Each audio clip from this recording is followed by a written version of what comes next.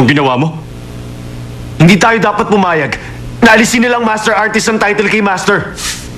Nagpunta ako kanina doon. Nagpasa po ako sa kanila ng isang counter petition. Ano ka mo, Takgo? Tago.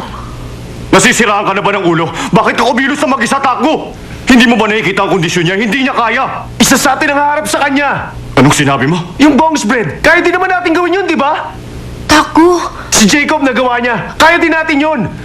Boss, Gary, Jimmy, Melissa. Lahat naman kayo nakakain na nun, di ba?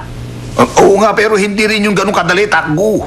7 taon siyang nagsaliksik para makuha ang tamang proseso ng fermentation. Hindi natin kakayanin yun ng 1 linggo lang. Tsaka hindi pa bumabalik ang pangamoy mo, hindi ba? Teka lang, hayaan na lang ba natin na mapahiya si Master? Na masira ang pangalan niya?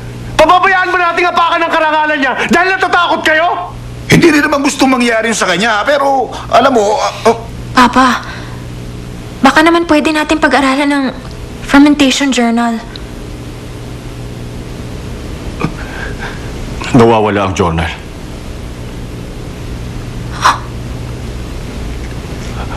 Sinong kumuha? Sino?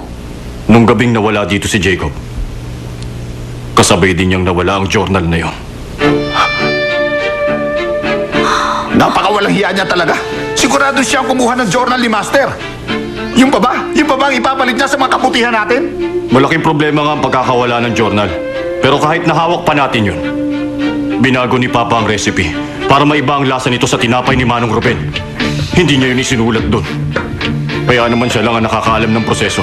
Sa tingin ko, imposible na magawa natin yun sa loob ng 1 Huwag linggo. mong sabihin imposible, magagawa natin yun. Takbo. Kung ayaw niyo talaga akong tulungan, ako na lang mag-isa. Tumigil ka, Takbo! Hindi ako susuko! Hindi ako papayag na kunin nilang karangalan ni Master. Lalaban ako! Kahit anong mangyari, mananatili ang title niya.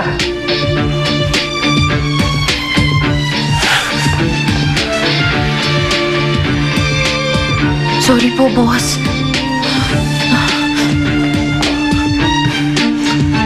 Sige. Ang init. Magpapahangin ako sa labas.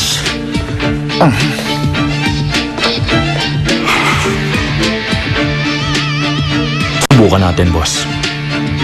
Ipagtanggol natin si Master. Ilaban natin siya. At nakapagpasa na si Takbo ng counter petition sa kanila.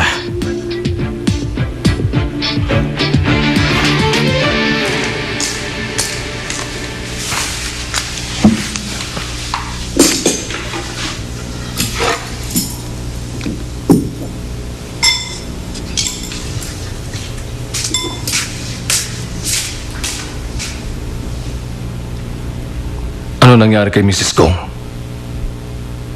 Umalis na siya. Bakit siya umalis? Bakit? May sakit ba si Mrs. Gong? Honey, tinanggal ko na siya sa trabaho. Ano? Sinabihan ko siya na umalis na dito. Parte na ng pamilya natin si Mrs. Gong. Siya ang nagpalaki sa akin.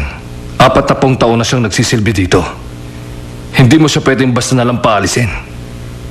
Ano bang dahilan mo? Hindi ko na siya pwedeng pagtiwalaan. Kaya pinaalis ko na siya dito. Yun ang dahilan ko.